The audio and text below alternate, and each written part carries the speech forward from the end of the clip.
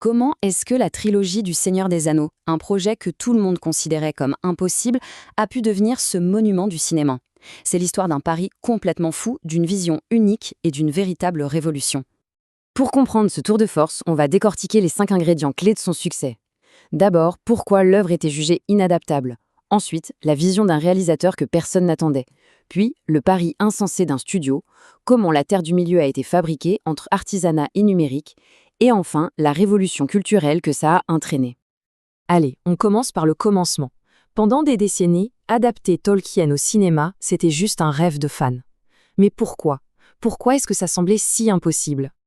Il faut bien comprendre ça. À Hollywood, l'avis était unanime. C'était une montagne infranchissable. L'idée même de mettre cet univers à l'écran, de manière fidèle, c'était considéré comme une pure folie. Tous les grands studios étaient d'accord là-dessus. En fait, Le Seigneur des Anneaux, c'était bien plus qu'une série de livres. C'était un monument de la contre-culture des années 60, la Bible des joueurs de rôle. L'univers était d'une richesse folle, avec ses propres langues, son histoire sur des milliers d'années. Bref, beaucoup trop dense, beaucoup trop complexe pour tenir dans un film. Et les quelques essais d'avant, comme le dessin animé de Ralph Bakshi, n'avaient fait que renforcer cette idée. Alors qui pouvait bien oser s'attaquer à ce monstre? Eh bien, contre toute attente, la réponse ne vient pas d'un grand nom d'Hollywood, mais d'un parfait outsider venu de l'autre bout du monde. Peter Jackson. À l'époque, il est surtout connu pour des films d'horreur un peu gore, fauchés, faits avec les moyens du bord, comme Bad Test ou Brain Dead. Mais c'est justement ça, cette culture de l'artisanat, du système D, qui va être sa plus grande force pour ce projet. Ce que Jackson propose, c'est une rupture totale. Fini la fantaisie un peu kitsch, avec des décors qui font carton-pâte.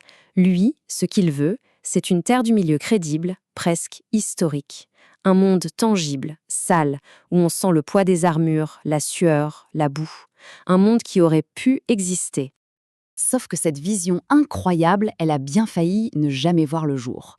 On entre là dans un vrai thriller hollywoodien, un moment où tout aurait pu s'effondrer. Au départ, le projet est chez Miramax. Le studio panique face au budget et exige l'impensable, condenser les 3 livres en un seul film de 2 heures. C'était juste une trahison. Jackson refuse net. Miramax lui lance alors un ultimatum. Il a 4 semaines, pas un jour de plus, pour trouver un autre studio, sinon ils reprennent le projet et le font à leur sauce. Et c'est là, à la dernière minute, que New Line Cinema, un studio plus petit, entre en jeu. Non seulement ils sauvent le projet, mais ils font une contre-proposition de dingue. Pourquoi 2 films? Il y a 3 livres, faisons une trilogie. Et là, le pari devient vertigineux. 285 millions de dollars. C'est un des plus gros budgets de l'histoire à l'époque. Et surtout, ils décident de tourner les 3 films en même temps, d'un seul coup. Un tournage marathon, sans même savoir si le premier film allait marcher. Le risque était tout simplement colossal. Ok, le projet est souvé, le pari est lancé. Mais maintenant, il faut la construire, cette terre du milieu.